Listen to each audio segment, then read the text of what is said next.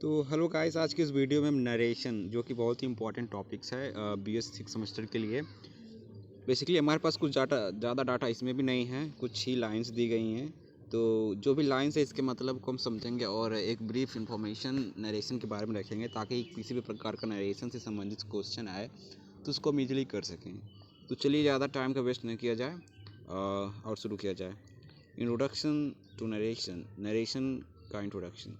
Narration is a powerful storytelling tool that serves as the backbone of literature and communication. Narration एक प्रकार से एक powerful story telling के tool यानी यंत्र के रूप में कार्य करता है जो कि लिटरेचर और कम्युनिकेशन के लिए एक प्रकार से बैकबोन का काम करता है, यानी एक प्रकार से बैकबोन है। Through the art of narration, जो ये नरेशन है इसके द्वारा writers and speakers brings stories to life. जो राइटर्स हैं और स्पीकर, ये लोग स्टोरीज लाइफ से संबंधित स्टोरी को सामने लाते हैं। विविंग टपेस्ट्री ऑफ इवेंट्स, और एक प्रकार से जो इवेंट्स के जो संग्रहालय होते हैं, जो ढेर सारे इवेंट होते हैं उनको बुनकर तैयार करते हैं। Characters and emotions that captivate audience. और जो ये लाइफ के या जो कहानी के जो इवेंट्स होते हैं उनको बुनकर तैयार करते हैं। कैरेक्टर्स और इमोशन को भी एक प्रकार से स्टेज देते हैं, उनको भी तैयार करते हैं जो कि ऑडियंस को मोहित कर देता है, यानी अट्रैक्टिव हो जाता है, एक प्रकार से इंटरेस्ट पैदा कर देता है। वेदर एम्प्लॉयड इन फिक्शन और non fiction, narration is the vehicle through which experience are shared. यह फिक्शन में भी हो सकता है और नॉन फिक्शन में भी हो सकता है, इसका कोई लिमिट नहीं है जहाँ पर नरेशन का प्रयोग ना हुआ। नरेशन फिक्शनल वर्क में भी प्रयोग होते हैं और नॉन फिक्शनल वर्क में। Narration is the vehicle. Narration एक प्रकार से एक साधन के रूप में है जिसके द्वारा हम एक्सपीरियंस को शेयर करते हैं। allowing individual to connect with the narrative on a personal and emotional level। और ये एक प्रकार से हर एक को इजाज़त देता है कि वो खुद की जो भावनाएं होती हैं या जो उसका पर्सनल इमोशन का जो लेवल होता है उसको नरेटिव से कनेक्ट कर ले। क्योंकि हर एक आदमी का जो इंटरेस्ट होता है वो अलग होता है। मान लीजिए अगर मैं कोई स्टोरी पढ़ रहा हूँ तो हो सकता है कि मैं उसको सीरियस से लिया हूँ और मैं उसको क्रैक्स को पकड़ लिया हूँ, तो मेरा जो पर्सनल जो मोटिवेशन होगा, जो पर्सनल फीलिंग होगा वो आपकी तुलना में अलग होगा, क्योंकि हर लोगों का जो माइंडसेट होता है अलग अलग होता है। तो यहाँ पर वही बात मेंशन की गई है कि यह जो है एक प्रकार से पर्सनल लेवल के जो इमोशन को होता है उसको नरेटिव के साथ कनेक्ट करता है। This introductory aspect of story telling set the stage for a journey into the realms of imagination, history and human connection. यह जो इंट्रोडक्टरी रूप का जो एस्पेक्ट है या जो पहलू है, यह स्टोरी टेलिंग के लिए एक प्रकार से स्टेज का कार्य करता है, स्टेज का निर्माण करता है और स्टेज सेट करता है, जिसमें journey into the realism of imagination, जिसमें जो इमेजिनेशन होता है, हिस्ट्री में का हो सकता है, ह्यूमन कनेक्शन होता है, इन सब के लिए एक प्रकार से जर्नी का कार्य करता है, एक प्रकार से जर्नी को तैयार करता है, इनकी जर्नियों को मेंशन करता है कि किस प्रकार से किस चीज़ का घटना यहाँ पर घटित हुआ था, क्या हुआ था, क्या नहीं हुआ था। ओके, तो यह हो गई किताबी बातें दोस्तों। अगर मोटी मोटा तौर पर इसको जानने की कोशिश किया जाए नरेशन क्या है, तो बेसिकली जिसके थ्रू आप स्टोरी को हासिल करते हैं या स्टोरी के बारे में जानते हैं या किसी नॉवल हो के बारे में या किसी भी प्रकार की फिक्शनल या नॉन फिक्शनल के बारे में, तो थ्रू द कैरेक्टर और through that protagonist who is mentioning और who is just speaking that thing will be called the narration. Okay, यानी किस प्रकार से आप किसी स्टोरी को नरेट कर रहे हैं, सुना रहे हैं, जो कि आपके लिए एक प्रकार से इंटरेस्टिंग भाव या इमोशन को कनेक्ट कर रहा है, उसको ही नरेशन कहते हैं। अगर नरेशन को देखा जाए तो यहाँ पर करीब 3 प्रकार के होते हैं। First person narration, second first person point of view, और third person point of view limited, and third person point of view omniscient. जो फर्स्ट पर्सन है बेसिकली इसमें आई और वी का यूज होता है, जिसमें किसी करेक्टर के थ्रू जो कहानी होती है उसको एक्सप्लेन किया जाता है। और जो दूसरा वाला है थर्ड पर्सन लिमिटेड वाला, उसमें किसी करेक्टर के माध्यम से तो बताया जाता है लेकिन उसके पूरे पहलू यानी उस करेक्टर के बारे में सब कुछ मेंशन कर दिया जाता है। यानी एक लिमिटेड तौर पर पूरा कहानी तो हमें नहीं पता रहती है क्या कब घटा क्या नहीं, लेकिन उस पर्टिकुलर करेक्टर के बारे में हमें पूरी जानकारी होती है। और यही जो चीज़ है, जो तीसरा प्रकार है उसमें और ब्रॉडर लेवल पे हो जाती है। जो तीसरा प्रकार है उसमें हर चीज़ जानते हैं, कब क्या होगा, कब क्या नहीं होगा, हर कैरेक्टर के बारे में जानते हैं। तो बेसिकली दोस्तों यही जो थी यही नरेशन था और यही इसके प्रकार होते हैं। उम्मीद करता हूँ कि आपको ये जो नरेशन है इसके बारे में ज़रूर कुछ ना कुछ समझ में आया होगा। बेसिकली अगर नरेशन की बात करें तो आप यही समझिए कि जिसके थ्रू आप स्टोरी को प्राप्त कर रहे हैं, क्योंकि कोई ना कोई तो होना चाहिए जो स्टोरी को बताए। क्योंकि अगर हम अपने घर में भी देखेंगे तो हमारी दादी हो गई, नानी हो गई, वो लोग हमें स्टोरी बताती हैं, तो एक प्रकार से वो नरेटर का काम करती हैं, यानी स्टोरी को नरेट कर रही हैं। तो ये जो नरेट करने का काम होता है उसी को नरेशन कहते हैं, यानी किस प्रकार से उस काम को किया जाए। ओके, तो चलिए, हमारे पास ज़्यादा कुछ तो नहीं डाटा था इसके लिए, लेकिन यहाँ पर कुछ एक क्वेश्चन इसको कोशिश करते हैं कि क्या इसका आंसर हो सकता है, क्योंकि कुछ ना पढ़े, अगर इतना पढ़ने के बाद अगर आप इस क्वेश्चन को समझ सकते हैं, इसका कुछ अपने से हाइपोथेसिस या इंटरप्रिटेशन दे सकते हैं, तो इसका मतलब आप ध्यान दिए हैं यहाँ पर। Explain the concept of unreliable narration in literature. इसका मतलब है कि जो अविश्वसनीय नरेशन होता है उसके कॉन्सेप्ट को बताइए, उसकी व्याख्या कीजिए एक लिटरेचर में।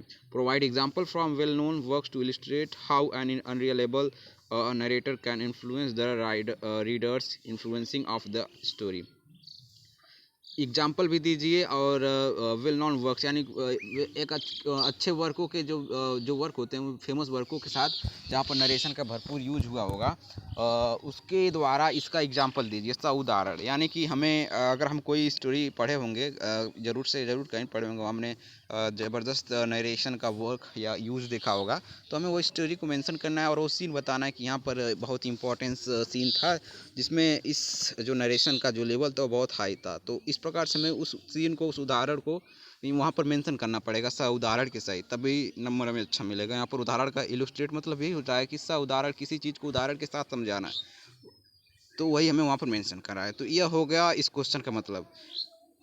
और आगे जो क्वेश्चन में दिया गया, unreliable narrator can influence the readers understanding of the story, यानी ये इसी क्वेश्चन का पार्ट है कि provide example from well known works to illustrate how an, यानी एक प्रकार से जाने माने जो एग्जांपल्स हैं उसको उदाहरण के साथ मेंशन कीजिए, और बताइए कि कैसे an unreliable narrator can influence the readers understanding of the story. एक अविश्वसनीय जो नरेटर होता है वो एक प्रकार से रीडर की जो महत्वता होती है, उसकी इन्फ्लुएंस को कैसे चेंज कर सकता है और उसकी अंडरस्टैंडिंग को बढ़ा या घटा सकता है, उसको कैसे प्रभावित करता है। यानी अगर क्वेश्चन की मोटे तौर पे बात किया जाए तो इसमें बताया गया है कि जो कॉन्सेप्ट ऑफ रियलेबल नरेशन है, इसके बारे में बताइए, और इसका उदाहरण के साथ मेंशन कीजिए कि कैसे अनरियलेबल नरेटर, यानी जो अविश्वसनीय जो अविश्वसनीय नरेटर होते हैं, वो रीडर्स की अंडरस्टैंडिंग जो अंडरस्टैंडिंग होती है किसी स्टोरी के लिए, उसको प्रभावित करती हैं, यही बताना है। बेसिकली जो यहाँ पर अनरियलेबल नरेशन का प्रयोग किया गया है, एक प्रकार से नरेशन के कुछ ऐसे क्वालिटी के बारे में बताया गया है जहाँ पर वो जो नरेटर होगा एक प्रकार से माहिर होगा नरेटिंग करने में, जो गलत को भी झूठ बना सकता है। तो किस प्रकार से वही उसकी जो क्वालिटी है किसी रीडर को प्रभावित करती हैं, वहाँ हमको उसी पे बात करनी है। तो कुछ ज़्यादा नहीं, वीडियो ज़्यादा लंबी हो जा रही है, तो हम इसके जो आंसर है इसके पहले पैराग्राफ को देख सकते हैं। अगर आप इसको पढ़ेंगे तो आप अच्छी समझ पा जाएंगे कि हाँ क्या बात है क्या नहीं। यहाँ पर देख सकते हैं एग्जाम्पल भी दिया गया है, ग्रेट गेट्स बाय द नरेसिंग Nick also serve as the unreliable narrator.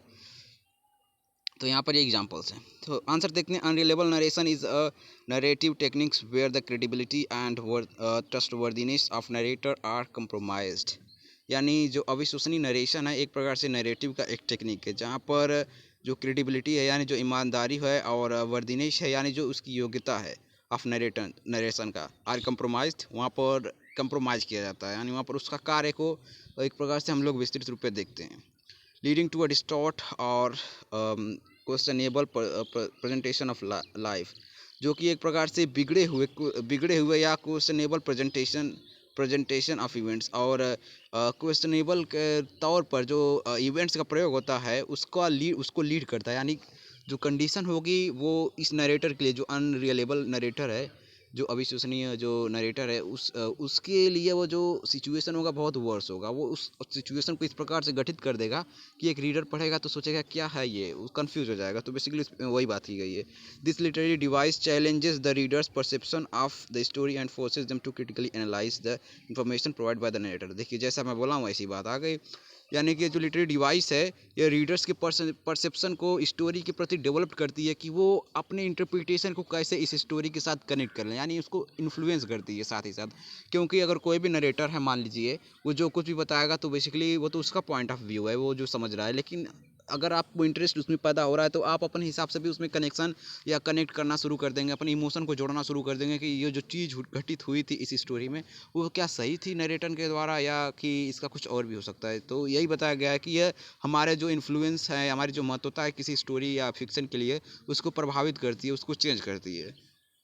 Unreliable narrator में intentionally deceive, lack of self awareness. जो अविश्वसनीय नरेटर होते हैं इसमें मुख्यतः इनका जो इरादा होता है वो एक प्रकार से डिसीव मतलब धोखा देना, एक प्रकार से धोखे के यानी चीटिंग के रूप में हो सकता है। लैक ऑफ सेल्फ अवेयरनेस यानी उसमें जो खुद के प्रति जो अवेयरनेस होती है उसकी भी कमी हो सकती है। और have a skewed perspective creating a complex and intrigue narrative dynamic, या उनका जो पर्सपेक्टिव होता है वो एक प्रकार से कम्प्लेक्स प्रॉब्लम और नरेशन को डायनेमिक रूप में गति प्रदान करता है, यानी उसको आगे बढ़ाता है कि किस प्रकार से जो माहौल है वो बहुत ही एडवर्स है, फिर भी उसमें जो उस कहानी का जो इमोशन है वो बढ़ता जा रहा है और लोगों के लिए एक प्रकार से डाउट का माहौल बनता जा रहा है। तो बेसिकली अगर मैं इस दूसरे वाले स्टेंजा या इस वाले पैराग्राफ को भी बताऊंगा तो वीडियो बहुत लंबी हो जाएगी। इसमें ज़्यादा कुछ है नहीं। यहाँ पर आप देख सकते हैं जो पहला क्वेश्चन है हमारा, जो पहला, इस क्वेश्चन में दो क्वेश्चन छुपे हुए थे। तो जो पहला क्वेश्चन है उसमें का ये जो पहला जो पैराग्राफ है उसने उस क्वेश्चन का आंसर भली बात ही दे दिया है। और हमारा जो दूसरा बड़ा वाला क्वेश्चन है इसी क्वेश्चन में छुपा था, उसका ये सब आंसर है। इसका एक पेज और है, मैंने इसको ऐड नहीं किया है, लेकिन आप समझ सकते हैं। यहाँ पर देख सकते हैं मैं जो क्वेश्चन में बोला था कि सब उदाहरण बताइए और उसको मेंशन कीजिए कि किस प्रकार से जो नरेटर है वो एक प्रकार से रीडर्स के अंडरस्टैंडिंग को इन्फ्लुएंस कर सकता है। तो वहाँ पर बताया भी गया है सब उदाहरण के साथ कि जैसे the renowned novel Lolita by Vladimir Nabokov, the narrator Humbert is a pedophile who presents the account of events in a way that manipulates the reader's sympathy। यहाँ पर बताया गया कोई प्ले है लोलिता बाई व्लादिमीर नाबोकोव, उसमें बताया गया कि किस प्रकार से वहाँ पर एक सीन थी या उस इस जो यह वर्क है इसने किस प्रकार से नरेशन का इन्फ्लुएंस जो उसको प्रदर्शित किया है। इसी प्रकार के और भी एग्जांपल दिए गए हैं, जैसे देख लीजिए इन एफ स्कॉट फिशगर the great Gatsby the narrator Nick Carraway also serves as the unreliable narrator, यानी इसमें जो नरेटर थे उनका नाम था निक कैरावे। उन्होंने भी एक प्रकार से एक बहुत ही अविश्वसनीय नरेटर के रूप में कार्य किया है। तो यही सब है दोस्तों। अगर आप किसी न किसी स्टोरी को या स्टेंजा फिक्शन को पढ़े होंगे तो आपको बस उसको ही मेंशन करना है, आपको बताना है कि उसमें जो नरेटर थे उसका जो इन्फ्लुएंस था किस प्रकार से रीडर्स के इन्फ्लुएंस को चेंज कर दिया है, उसी को आपको मेंशन करना है। तो आज की वीडियो में इतना ही, अगली वीडियो में मिलेंगे। धन्यवाद।